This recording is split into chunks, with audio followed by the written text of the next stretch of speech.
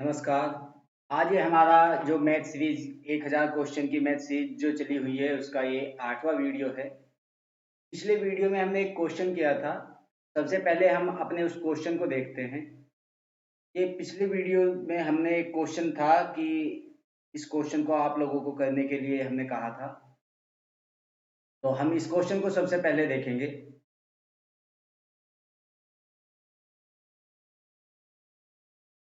इस क्वेश्चन में कहा गया है कि 5 अलग-अलग रंग के झंडे एक दूसरे के ऊपर रखे हुए हैं।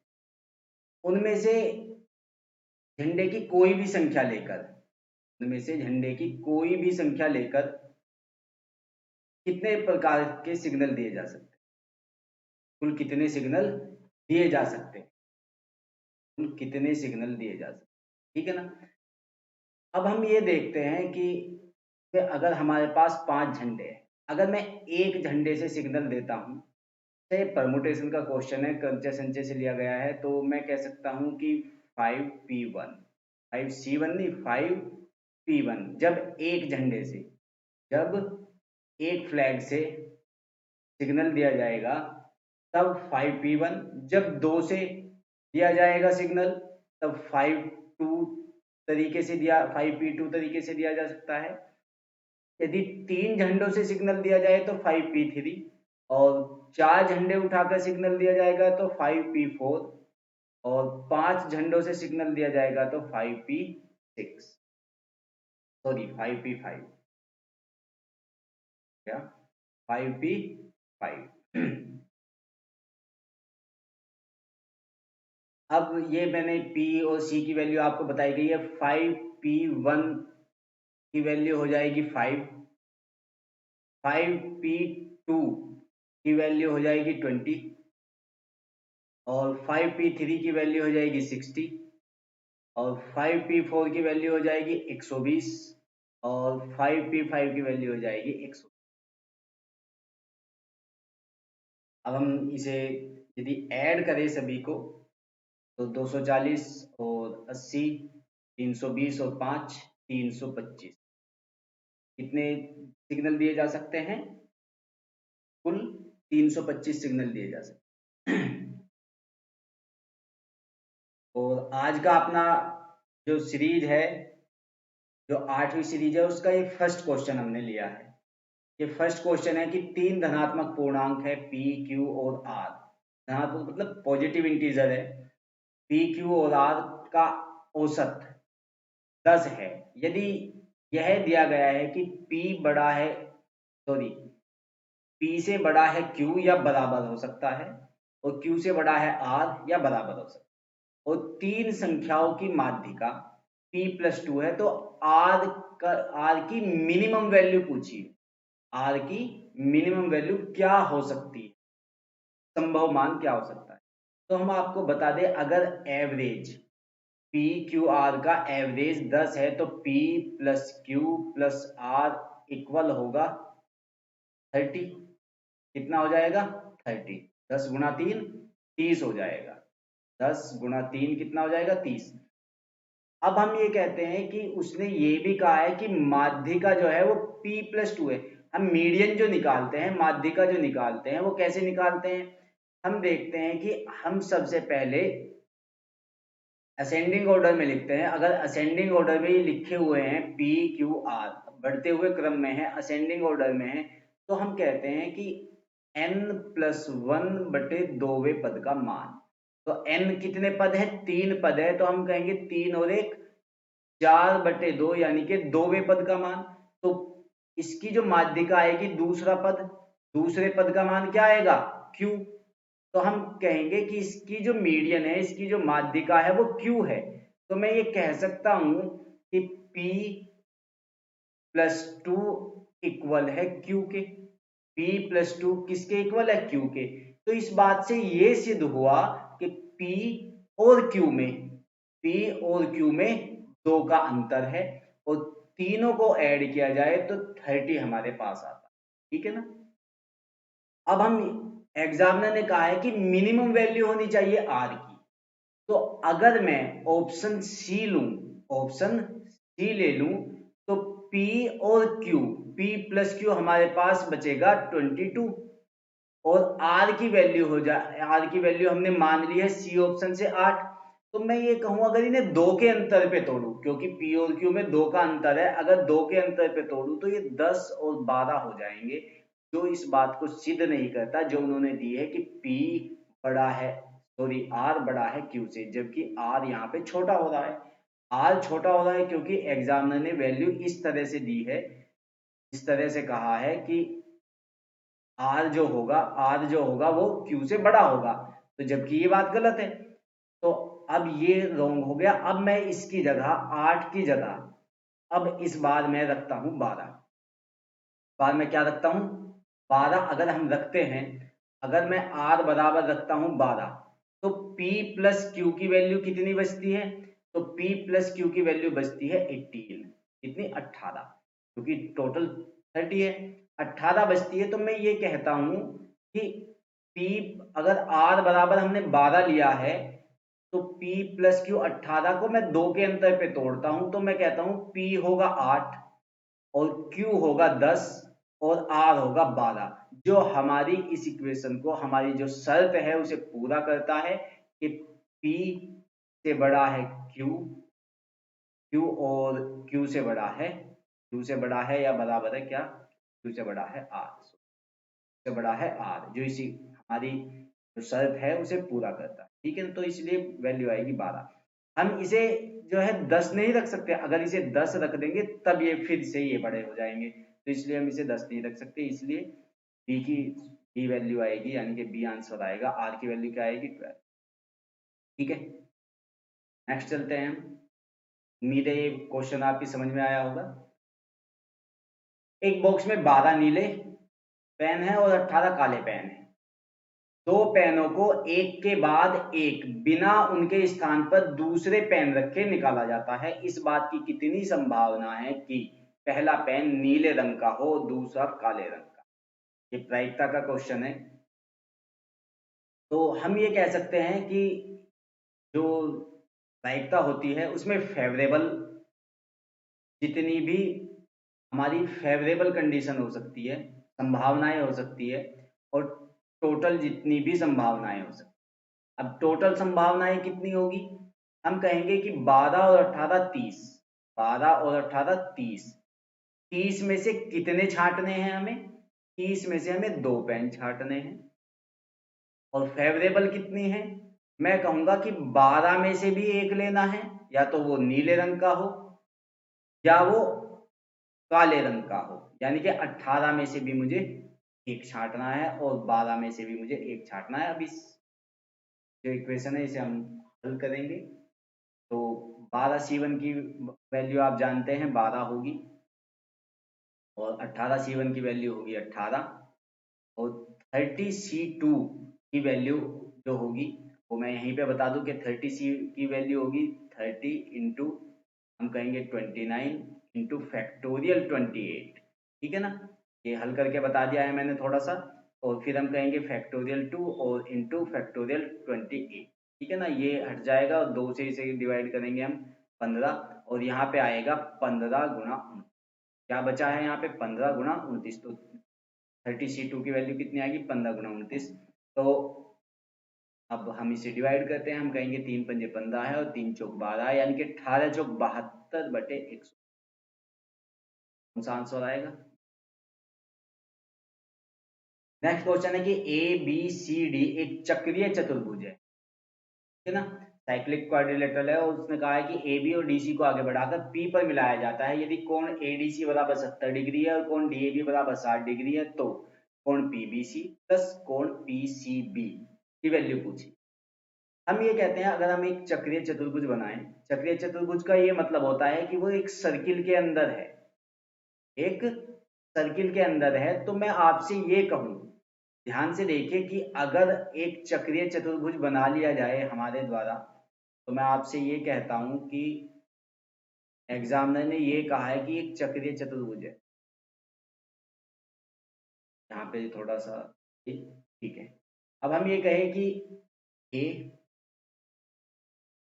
ए बी और डी सी को मिलाकर आगे बढ़ाया गया है, तो हमने कहा कि ए बी सी और डी, ठीक है ना।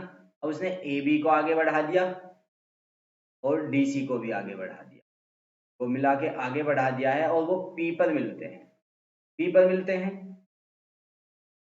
कौन एडीसी 70 डिग्री है, ये तो दिया है 70, और उसने कहा है कि कौन डीएबी 60 डिग्री है, 60 डिग्री है, ये दिया है 60। तो एग्जामिनर ने कहा है कि पीबीसी यानी कि ये एंगल प्लस ये एंगल यानी कि पीसीबी दोनों ऐड करके कितने होंगे। तो मैं ये कहता हूं ये 60 प्लस 70 130 ही होगा आंसर, क्योंकि अगर ये 60 है तो ये भी 60 होगा, ये 70 है तो ये भी 70 होगा। अच्छा क्यों होगा ये बात मैं आपको बता दूं कि यदि कोई चक्रीय चतुर्भुज है, कोई चक्रीय चतुर्भुज है, तो उसके आमने सामने के जो एंगल होते हैं उनका सम, आमने सामने के कोणों का योग 180 होता है। तो मैं आपको बता दूं अगर ये 60 है तो 120 हुआ, पूरी एक लाइन 180 की तो ये फिर से 60 हो गया, ये 70 है ये 110 है तो ये 110 है तो इसके सामने वाला 70 हो गया, तो 60 और 70 कितने हो जाएंगे, 130 ही होगा, ठीक है ना। ठीक है, नेक्स्ट क्वेश्चन देखते हैं हम। 8 महिलाएं एक होटल गई, उनमें से 7 ने अपने अपने भोजन पर 4 रुपए खर्च किए और 8वीं महिला ने सभी 8 महिला के औसत खर्च से 7 रुपए अधिक खर्च किए, उनके द्वारा खर्च की गई कुल राशि निर्धारित करें, यानी कि उन्होंने टोटल कितने रुपए खर्च किए। तो अगर मैं इसे x मान के भी करता हूँ, x वैल्यू लेके भी करता हूँ, तब भी ये क्वेश्चन एक ही लाइन का होगा, ज्यादा बड़ा क्वेश्चन नहीं है। मैं ये कहता हूँ कि सभी जितनी भी 8 महिलाएं हैं, इन 8 वीमन का जो एवरेज है वो मैं ये कहता हूँ कि उन्होंने सभी ने x रुपए एवरेज, एवरेज कितने रुपए x, एवरेज x रुपए खर्च किए, ठीक है ना। उन्होंने एवरेज कितने रुपए खर्च किए, हमने ये मान लिया कि उन्होंने एवरेज x रुपए खर्च किए, ठीक है ना, एवरेज x रुपए खर्च किए हैं। तो अब मैं आपको ये बता दूं कि अगर हर एक ने जो 4 रुपए खर्च किए हैं, ठीक है ना, 4 रुपए खर्च किए 7 ने, तो मैं ये कहूंगा हर एक ने 7 में से हर एक ने 4 रुपए खर्च किए, तो टोटल कितने खर्च किए 7 ने 18। और जो 8वीं महिला है उसने उनके एवरेज से x से 7 रुपए ज्यादा खर्च किए, यानी कि उसने x प्लस 7 रुपए खर्च किए हैं। तो मैं ये कह सकता हूं कि ये टोटल 8 महिलाओं के द्वारा किया गया खर्च है, 7 का खर्च ये और 1 का खर्च x प्लस 7। तो हम ये कह सकते हैं कि अगर एवरेज x है और मैं इसे 8 से मल्टीप्लाई कर दूं तो 8x टोटल खर्च है, तो 8x और 1x का अंतर हो जाएगा 7x, और बराबर 28 और 7 हो गई 35, तो x की वैल्यू आ गई 5। तो एवरेज 8 का एवरेज क्या आया है 5, तो 8 पंजे 40, यानी कि टोटल कितना खर्च हुआ है 40। छोटा ही सवाल था। नेक्स्ट देखिए, गोल्डन शब्द के अक्षरों से कितने शब्द बन सकते हैं जबकि सारे स्वर, सभी स्वर एक साथ ना हो, एक साथ ना हो। तो मैं आपसे ये कह सकता हूं कि अगर हमारे पास कुल कंडीशन है और टोटल कंडीशन से मैं एक साथ होने की जितनी भी तरीके हैं उन्हें घटा दूं तो एक साथ ना होने के, है ना, एक साथ ना होने के तरीके आएंगे। अब मैं ये कहूँ आपसे कि टोटल ये वर्ड कितने, सॉरी ये अल्फाबेट कितने हैं, 1 2 3 4 5 6, ये टोटल अल्फाबेट है 6, कितने अक्षर है। तो कुल संभावनाएं कितनी होगी, फैक्टोरियल 6, कुल संभावनाएं कितनी है, फैक्टोरियल 6 का मतलब होता है 720, ठीक है ना, 720। पर लेकिन अगर हमें ये शर्त है कि सभी स्वर एक साथ हो, क्योंकि हमें एक साथ ना होने के निकालने हैं, तो मैं कहता हूं एक साथ हो वाले हम निकाल ले, उन्हें 720 से घटा दे तो एक साथ ना होने वाले आ जाएंगे। तो हम एक साथ होने वाले ये कहे कि स्वर एक साथ हो, तो स्वर कौन कौन से हैं, मैं कहूं स्वर है ओ और ई, यहाँ पे स्वर है ओ और ई, ठीक है ना। तो बचता कौन कौन है, जी, और कौन बचता है यहाँ पे G बचा है और यहाँ पे L बचा है, यहाँ पे D बचा है, यहाँ पे N बचा है। तो मैं ये कह सकता हूँ कि हमारे पास 1 2 3 4 और इसे पूरे को 1 मान लिया जाए तो ये 5। कुल मैं ये कहूँ कि फैक्टोरियल 5 तरीके हैं इन्हें इस सभी स्वर एक साथ हो, लेकिन ये ई और ओ भी तो आपस में चेंज हो सकते हैं, तो मैं कहता हूँ फैक्टोरियल 2 और कर देते हैं हम।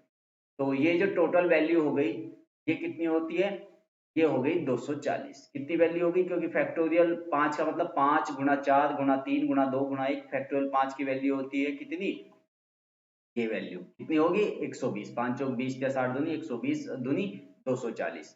तो एक साथ होने की संभावना 240, कुल संभावनाएं सॉरी कुल कितने तरीके हैं 720 और एक साथ आने के तरीके कितने हैं 240। तो 720 से 240 को हम घटा दे तो कितना आएगा 480। ठीक है ना, 720 माइनस 240 कितना हो जाएगा 480। 0 1 2 और 3 अंकों से 4 अंकों की कितनी सम संख्याएं बन सकती है, इवन नंबर्स कितने संभव है बनाने। ये बहुत अच्छा क्वेश्चन है। 4 अंकों की संख्याएं हम बना सकते हैं, और कैसी संख्याएं बनानी है हमें, सम संख्याएं यानी कि इवन नंबर्स बनाने हैं।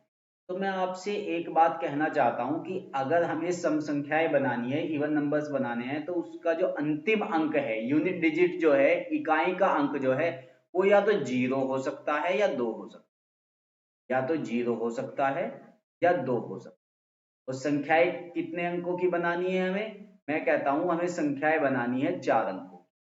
कितने अंकों की संख्याएं बनानी है, संख्याएं बनानी है हमें 4 अंकों। तो हम ये देखते हैं, मैं 4 डिब्बे बनाता हूं। तो अगर मेरे पास ऐसे तरीके हैं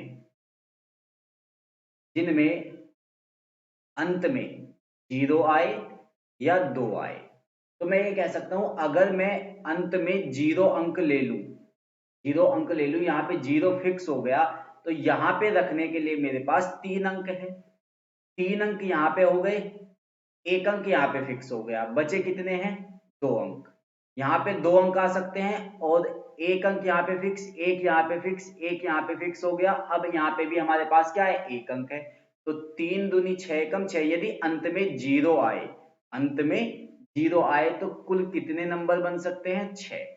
अगर अंत में मैं ये कहता हूं कि अगर अंत में 2 आए, अगर अंत में 2 आए तो 2 फिक्स हो गया, 1 नंबर फिक्स हो गया, तो शुरुआत में कितने अंक आ सकते हैं, तो शुरुआत में हमारे 2 अंक आ सकते हैं, 3 नहीं आ सकते, क्योंकि किसी संख्या की शुरुआत 0 से नहीं हो सकती, किसी भी संख्या की शुरुआत 0 से नहीं हो सकती। तो यहाँ पे इस बार 3 नहीं लेंगे, यहाँ पे हम 2 ही अंक रख सकते हैं, और 1 अंक यहाँ पे फिक्स कर दिया, 1 अंक यहाँ पे फिक्स कर दिया, फिर 2 बचे और फिर 1 बस।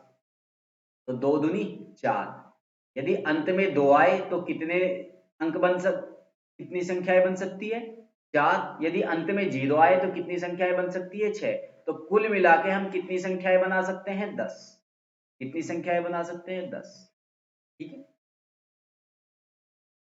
नेक्स्ट देखिए, ये समुच्चय से सेट से लिया हुआ क्वेश्चन है।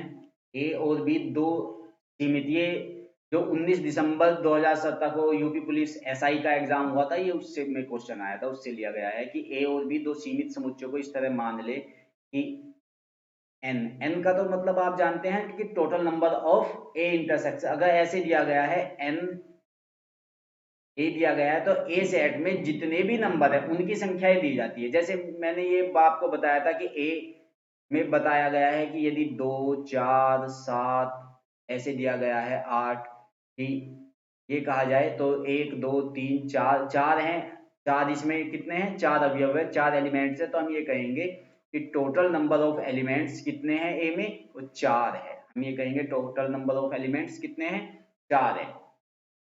तो अब एग्जामिनर ने हमसे कहा है कि n A intersection B, A intersection B, यानी कि total number of elements A intersection B के वो कितने हैं, वो है 12। तो हम ये देखते हैं कि इंटरसेक्शन बी क्या होता है। ठीक है ना, तो इंटरसेक्शन होता है कि जो दोनों में कॉमन है, दोनों के अंदर कितने आएंगे, 12।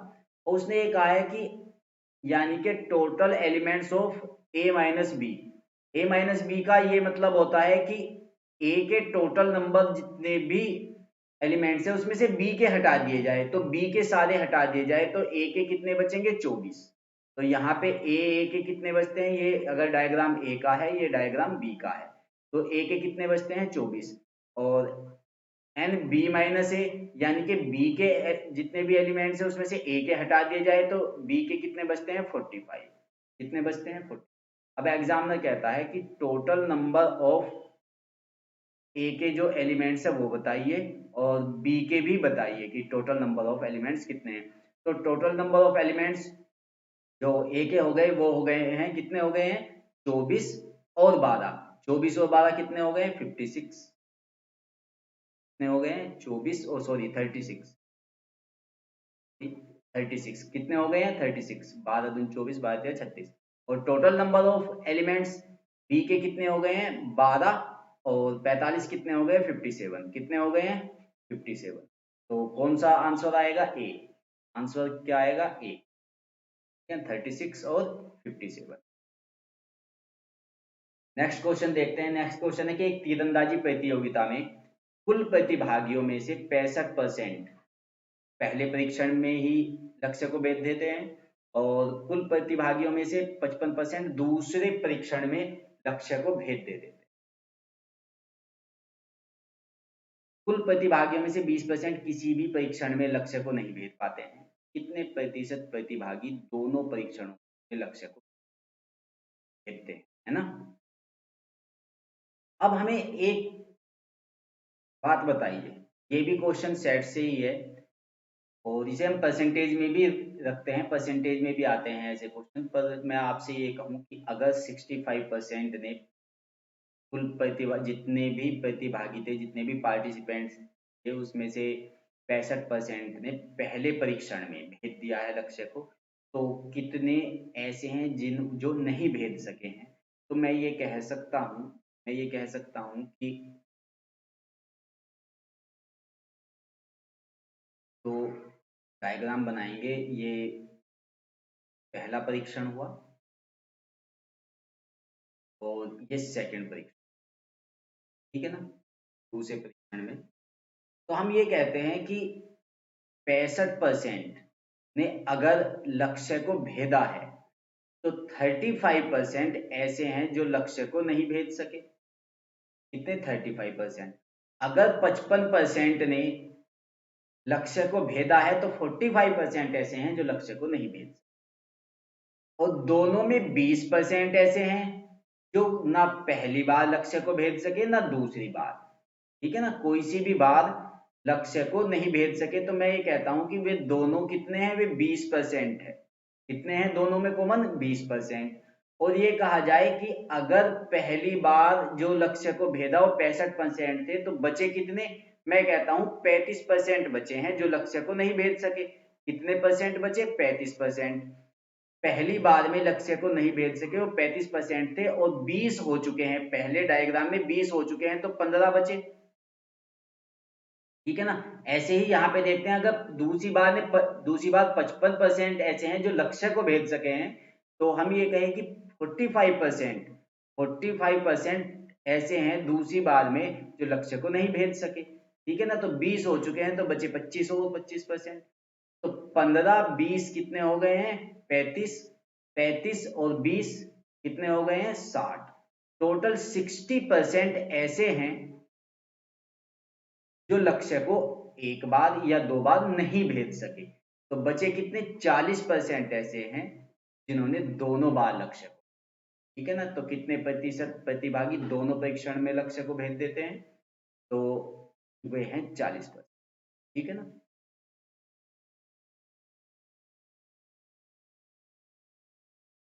नेक्स्ट क्वेश्चन देखते हैं। 8 इंच की भुजा वाला एक घन है, इसे फिर छोटे घनों में काटा जाता है जिसमें प्रत्येक घन की भुजा 2 इंच की है। बड़े घन के पृष्ठीय क्षेत्रफल के संबंध में सभी छोटे घन के पृष्ठीय क्षेत्रफल के योग के अनुपात का पता लगाएं। एग्जामिनर ने ये कहा है, थोड़ा सा हम आपको बता दें कि एक बड़ा घन है, एक बड़ा क्यूब है, ऐसे एक बड़ा क्यूब है और उससे छोटे छोटे क्यूब बनाए गए हैं। इससे क्या किया गया है, इससे छोटे छोटे क्यूब बनाए गए हैं। तो वो ये कह रहा है कि इसका टोटल सरफेस एरिया और इनमें से हर एक का सरफेस एरिया ऐड किया जाए। ये दो नहीं बनेंगे, बहुत सारे बनेंगे, देखते हैं, देखेंगे कि कितने बनेंगे। कि इनका सबका area, total surface area add किया जाए तो इसके टोटल सरफेस एरिया का टोटल सरफेस एरिया और इनके टोटल सरफेस एरिया को ऐड किया जाए तो इनका अनुपात पूछता है एग्जामिनर कि क्या होगा। ठीक है, चलिए अब सवाल को हम आगे बढ़ाते हैं, देखते हैं। अगर ये कहा जाए कि जो बड़ा घन है उसकी प्रत्येक भुजा 8 इंच की, तो उसका टोटल सरफेस एरिया क्या होता है, टोटल सरफेस एरिया होता है 6 इंटू भुजा का स्क्वायर यानी कि ए स्क्वायर। ठीक है ना, क्या होता है 6 इंटू साइड का स्क्वायर। ठीक है ना, और साइड कितनी है, 8 इंच की है। तो मैं ये कह सकता हूं कि इसका जो टोटल सरफेस एरिया हो गया वो हो गया है 6 इंटू 64 यानी कि 64। ठीक है ना, ये है बड़ा घन। ठीक है ना, ये बड़ा घन है, बड़ा क्यूब है। अब हम देखते हैं छोटे क्यूब कितने बनेंगे। तो हम ये कहते हैं कि छोटे क्यूब कितने बनेंगे, 2-2 इंच के। अगर उससे घन काटे गए हैं, 2-2 इंच के घन काटे गए हैं, तो मैं आपको बात बता दूं कि 2-2 इंच के कितने घन बनेंगे। तो अगर मैं इसके वॉल्यूम को ध्यान से देखिए, तरीके कई तरीके हैं करने के सवाल को, पर लेकिन एक साधारण से तरीके से ही बताते हैं सवाल को कि अगर मैं जो बड़ा घन है उसका वॉल्यूम कितना होगा, 8 गुणा 8 गुणा 8, और छोटे घन का वॉल्यूम कितना होगा, छोटे क्यूब का वॉल्यूम कितना होगा ये। तो इससे ये कट जाएगा तो कितने घन बनेंगे, कितने क्यूब बनेंगे, 64। यानी कि 2-2 इंच के 64 क्यूब बनेंगे, 64 क्यूब बनेंगे। अब मैं कहता हूं कि ये तो बड़े क्यूब का टोटल सरफेस एरिया। अब मैं छोटे क्यूब का सरफेस एरिया देखता हूं। जो छोटा क्यूब है, जो छोटा क्यूब है उसका सरफेस एरिया वही होगा 6 गुना भुजा का स्क्वायर यानी कि 6 इंटू साइड का स्क्वायर, और उसकी साइड है 2, तो 2 का स्क्वायर कितना हो गया, 4। अब ये है एक का सरफेस एरिया, लेकिन बनेंगे कितने, 64, तो गुणा 64। तो बस यही अनुपात हो जाएगा 64 से 64। ठीक है ना, 6 से 6 खत्म हो गया तो 1, और इधर क्या बचेगा, 4, 1:। ठीक है, नेक्स्ट देखते हैं कि यदि x प्लस, ये दिया गया है 7954 है, ये 7954 और 7956 ये दिया गया है आपको। ये कहा गया है कि एक वर्ग संख्या है, तो x की मिनिमम वैल्यू क्या हो सकती, मिनिमम पॉजिटिव वैल्यू क्या हो सकती है। तो हम आपको बता दें एक साधारण सी बात, अगर कोई भी दो संख्याएं हैं, दो ऐसी संख्याएं जिनमें दो का अंतर है, तो उनमें अगर हम 1 ऐड करते हैं तो वो एक परफेक्ट स्क्वायर बनता है। जैसे हम गुणा करें 2 की 4 की, हम गुणा करें 5 की और 7 की, हम गुणा करें 9 की और 11 की। तो देखें 2 और 4, 4 दूनी 8, यदि 1 जोड़ दूं 8 में तो परफेक्ट स्क्वायर बन जाएगा, कितना बन जाएगा, 9। अगर 7 पंजे 35, 35 में 1 जोड़ दूं तो परफेक्ट स्क्वायर बन जाएगा 36। अगर मैं 11 99 में 1 ऐड कर दूं तो परफेक्ट स्क्वायर हो जाएगा 100। तो हम ये कह सकते हैं कि इनमें भी 2 का अंतर है, तो इनमें अगर 1 ऐड कर दिया जाए तो ये पूर्ण वर्ग हो जाएगी संख्या। तो इसलिए x की वैल्यू कितनी है, 1, तो ए आंसर आएगा। नेक्स्ट क्वेश्चन देखते हैं। नेक्स्ट क्वेश्चन है कि 43 की पावर दी गई है यहाँ पे 197 और डिवाइडेड बाई 7, और ये कहा गया है कि रिमाइंडर क्या बचेगा। अगर इसे 7 से डिवाइड किया जाए तो क्या रिमाइंडर आएगा। तो मैं आपसे ये कहूँ कि 43 को मैं लिख सकता हूँ कि 42 प्लस 1, 42 प्लस 1 की पावर 197। अगर मैं इसे 7 से डिवाइड करूं तो मैं ये कहता हूं कि 42 तो डिवाइड हो ही जाएगा, बचेगा 1 की पावर 197, और 1 की पावर 197 कितना होता है 1, तो रिमाइंडर कितना आएगा 1। ठीक है, नेक्स्ट क्वेश्चन देखते हैं कि विपरीत दिशाओं में चल रही दो ट्रेनें क्रम से 30 सेकंड और 20 सेकंड में एक खंबे को पार कर फिर 25 सेकंड में एक दूसरे को पार करती है, उनकी गति का अनुपात कितना। ये भी क्वेश्चन छोटा ही है, ज्यादा बड़ा क्वेश्चन नहीं है, थोड़ा सा वैसे एक ही लाइन का क्वेश्चन है, थोड़ा सा लॉजिक भी लगाया जाए तो वैसे भी हो जाएगा ये क्वेश्चन। मैं आपसे ये कहूँ, बात का ध्यान दीजिए बात पर, कि अगर मैं ये कह दूं कि पहली ट्रेन की जो स्पीड है वो x है, पहली ट्रेन की स्पीड कितनी हो गई है x, ठीक है ना, और दूसरी ट्रेन की स्पीड हो गई है y।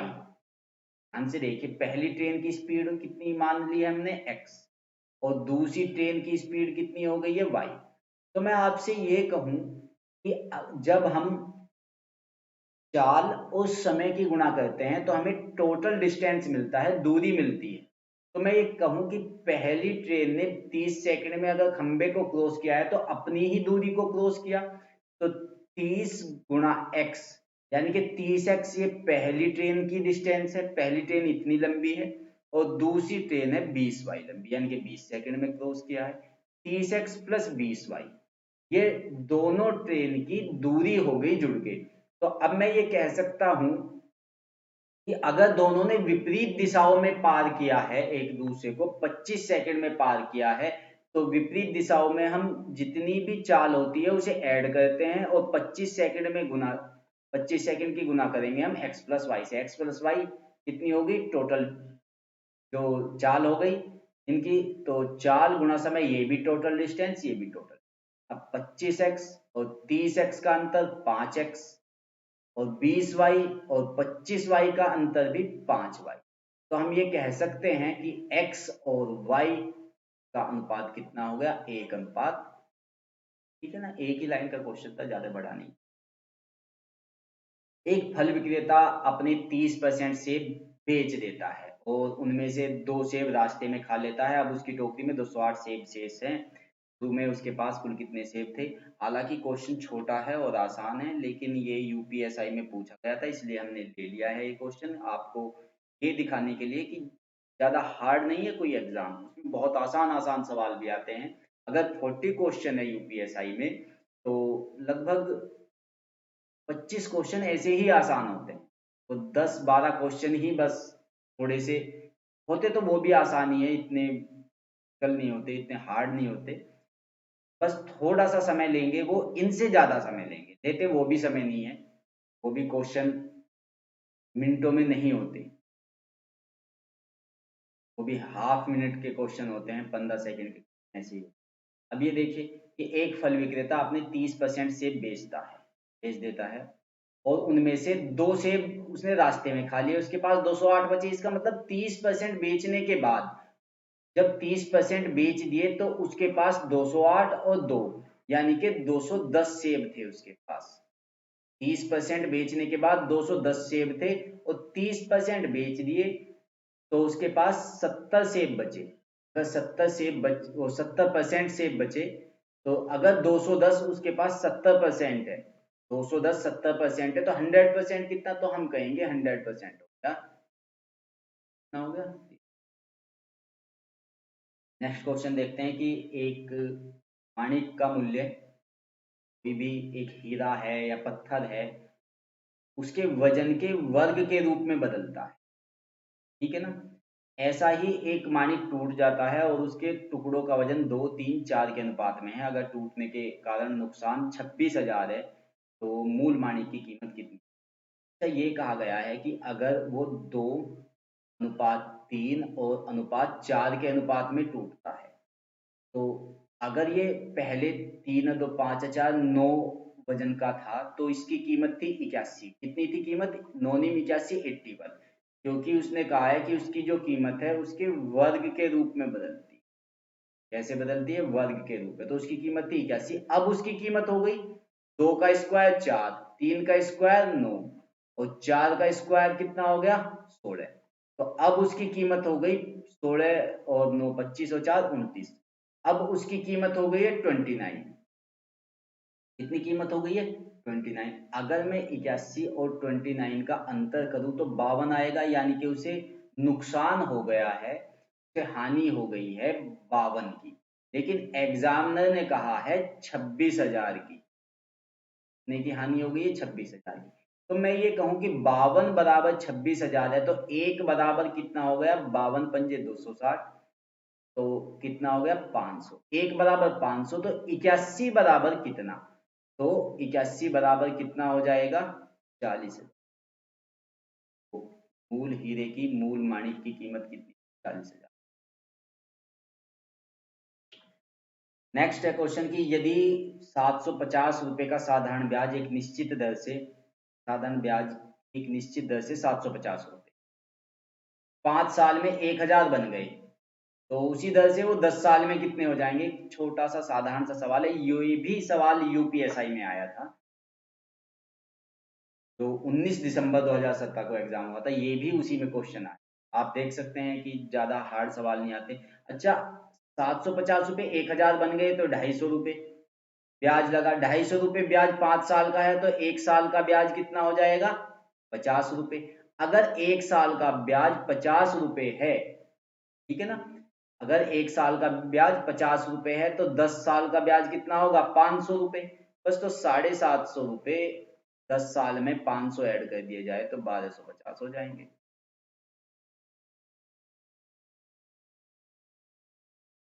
एक ऑनलाइन परीक्षा में 100 अंकों के 22 प्रश्न हैं। परीक्षा में 4-4 अंकों वाले हाँ ना के प्रश्न और 5-5 अंकों वाले बहुविकल्पीय प्रश्न हैं।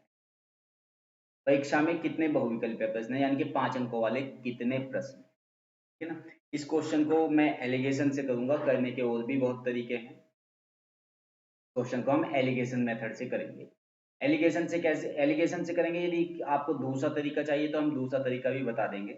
कि हम ये कहेंगे कि एलिगेशन मेथड से अगर ये 22 क्वेश्चन है, 22 के 22 क्वेश्चन 4 अंकों वाले हैं, तो मैं ये कहूँ कि टोटल कितने नंबर के हो जाएंगे 22 चौक 88। अगर ये 22 के 22 क्वेश्चन 5-5 नंबर के हो जाए तो 22 पंजे 110 के हो जाएंगे। वैसे है कितने अंकों के, ये है टोटल 100 अंकों, है ना। ये तो है 4 अंकों वाले और ये है 5 अंकों वाले। ये कितने अंकों वाले हैं 5 अंकों वाले हैं। तो एग्जामिनर, अब हम ये कहें कि 88 और 100 का अंतर कितना हो गया 12 और इनका अंतर कितना हो गया है 10, ठीक है ना।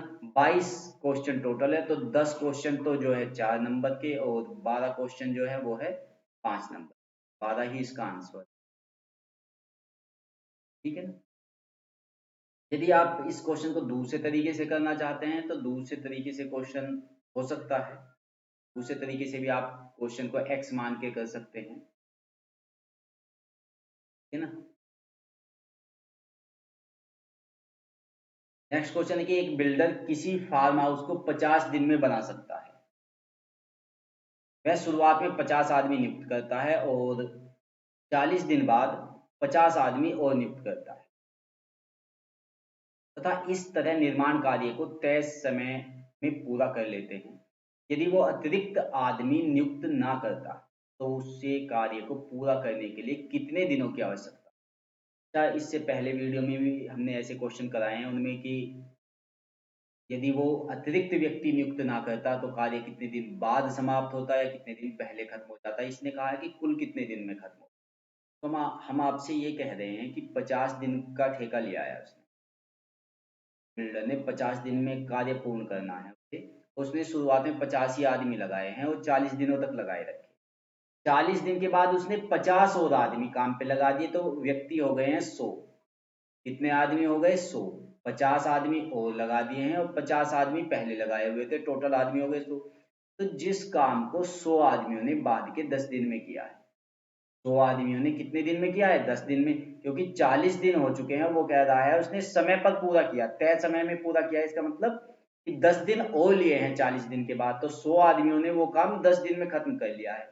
तो अगर ये 50 आदमी और ना आते तो आदमी तो 50 ही रहते, तो ये 50 आदमी मैं कहता हूँ 2 दिन में, यानी कि 50 दूनी, यानी कि 10 दूनी 20 दिन में खत्म करते, यानी कि 40 दिन और प्लस 20 दिन यानी कि 60 दिन में काम करते। काम 10 दिन में किया वो 20 दिन में होता है, यानी कि 40 + 20 60 दिन में काम। ये कुछ सारणी से क्वेश्चन लिए गए हैं, इसे देखते हैं हम। ये कहा है कि निम्न स्तंभ आरेख है ABCD, 4 कंपनियों का राजस्व, जो रिवेन्यू है वो दिखाया गया है, वो करोड़ रुपए में दर्शाता है। जो डार्क है वो तो 2014-15 वाले हैं, और जो थोड़े लाइट है वो 2015-16 वाले हैं। ये हम भी पेन का कलर चेंज करेंगे थोड़ा। हम ये देखते हैं जो डार्क वाले हैं, जो डार्क है वो तो 2014-15 वाले हैं, जो लाइट कलर के हैं वो 2015-16। ठीक है। उसने कहा है कि वर्ष 2014-15, उसका क्वेश्चन है नीचे दिया गया है कि वर्ष 2014-15 और वर्ष 2015-16 में सभी कंपनियों के औसत राजस्व करोड़ों रुपए के बीच क्या अंतर है ना। कि जो राजस्व में है वो कितना अंतर है, 2014-15 के जितने भी सभी हैं और 2015-16 के जितने भी सभी है, सभी का एवरेज निकालिए। वो कहता है उनमें अंतर बताइए कितना। अच्छा, मैं सभी का एवरेज निकालूं, पहले 2014 और 15 वालों का एवरेज हम निकालते हैं। तो हमने 2014-15 वालों का एवरेज निकाल लिया। जो डार्क वाले हैं उनका ये हो गया 3700, ये है 38, ये है 36, ये है 33। ठीक है ना, यहाँ पे दिया इनका एवरेज क्या होगा। ये ध्यान से देखिए कि अगर एवरेज ऐसे ही निकालना हो तो मैं ये कहूँगा, वैसे तो मैं इन सबको ऐड करके निकाल सकता हूँ कि अगर यहाँ से 100 उठाकर यहाँ पे डाल दूँ तो ये तीनों 37 हो जाएगी। तो 37 37 37 111 और 33 144 हो गए, टोटल हो गए 144, 14,400 और डिवाइडेड बाई 4 तो कितने हो गए 36 चौका 144, यानी कि इनका एवरेज कितना हो गया 36। वैसे भी दिखाई दे रहा था कि यदि 200 यहाँ से उठाऊं, ऐड करूँ 3500, 100 और उठाऊं तो ये 36, ये भी 36, सब 3600 हो जाएंगे। तो एवरेज कितना हो गया है 36। किसका, 2014-15 वाले का एवरेज तो कितना हो गया 36। अब हम 2015-16 वाले का एवरेज वो देखेंगे, यानी कि 3200, 3500, 3200 और 2800, इन्हें सबको हम ऐड करेंगे। ठीक है ना। तो अब हम देखेंगे कि 3200, 3500, 3200 और 2800 ऐड करके कितने होते हैं। ठीक है ना। तो ये हो गए 64 दूनी 128, 127, 127 और डिवाइडेड बाई 4 तो ये हो जाएंगे 4 या 12, 4 एकम 4 और जाएंगे बचेंगे कितने 4 7 28 और 4 पंजे 36, 75 और 36। बस इनका ही अंतर पूछता है एग्जामिनर। कितना अंतर हो जाएगा इनका, 3100 का और 31 का, इनका अंतर हो जाएगा 400 अंतर हो गया। ठीक है। नेक्स्ट क्वेश्चन है कि ABCD इन 4 कंपनियों का राजस्व जो है तो यही दिया गया है, यही वो पहले वाले है, और ये क्वेश्चन पूछा है उसने कि कौन सी कंपनी 2 वर्षों के बीच राजस्व में दूसरे अधिकतम प्रतिशत परिवर्तन को दर्शाती है। ठीक है ना। हमें ये देखना है कि इन 2 वर्षों में सबसे ज्यादा परसेंटेज में परिवर्तन जो हुआ है वो किस में हुआ है। अच्छा, मैं आपको एक बात बता दूं, सबसे ज्यादा बात ये बता दूं, अगर कोई चीज 50 से 100 हुई है और एक 100 से 150 हुई है, यानी कि अंतर तो दोनों में 50 का है, लेकिन परसेंटेज में ज्यादा किसमें परिवर्तन हुआ है, तो इसमें परिवर्तन हुआ है सबसे ज्यादा, क्योंकि ये 50 से दुगना हो गया, ये तो 100% का परिवर्तन हुआ, और ये 100 से 150 हुआ, इसमें केवल 50% का परिवर्तन। ठीक है ना। तो जो कम, जिसकी जिसके नंबर कम होते हैं और अंतर बराबर हो, तो कम वाले में परसेंटेज का परिवर्तन ज्यादा होता है। अब हम ये देखते हैं कि ये 3200 से 3700 हुआ है। ठीक है ना। और सबसे पहले उन्हें देख लेंगे जिनमें, जैसे ये 3500 से 3800, इसमें केवल 300 का अंतर है, और इसमें 300 का अंतर है। 3200 से 3600 हुआ है, 3200 से 3700 हुआ है, तो इसे तो हम छोड़ ही देंगे क्योंकि ये 3700 ये ज्यादा है, इसमें केवल 300 का अंतर है, इसे भी छोड़, क्योंकि इसमें 500 का अंतर हो रहा है और यहाँ भी 500। अब हम ये देखेंगे कि छोटी संख्याएं कौन सी है, और छोटी संख्या है 2800, 3300, ये इनसे बड़ी संख्या है। तो बड़ा परिवर्तन किस में हुआ है? अधिकतम परिवर्तन प्रतिशत का वो परिवर्तन किस में हुआ है? तो आंसर इसका क्या आएगा? ये ऑप्शन क्योंकि डी यहीं पे दी। नेक्स्ट क्वेश्चन है कि 18 अप्रैल 1865 सप्ताह का कौन से दिन पड़ा था? ये क्वेश्चन भी यूपीएसआई में ही पूछा गया था और ये क्वेश्चन आप लोग हमें बताइए कमेंट बॉक्स में, इसका कमेंट करिए। आसान सवाल है कि इसका क्या आंसर आएगा? रविवार, बुधवार, शुक्रवार के मंगलवार, ये आंसर आप लोग हमें दोगे, ठीक है ना? ये क्वेश्चन आप लोगों। तो हमारी आज की जो ये सीरीज आठवां जो 8वीं वीडियो थी हमारी सीरीज की, ये कंप्लीट होती है। तो थैंक यू, बने रहिए हमारे साथ। अगली वीडियो में जल्दी मिलेंगे आपको, तब तक के लिए नमस्कार।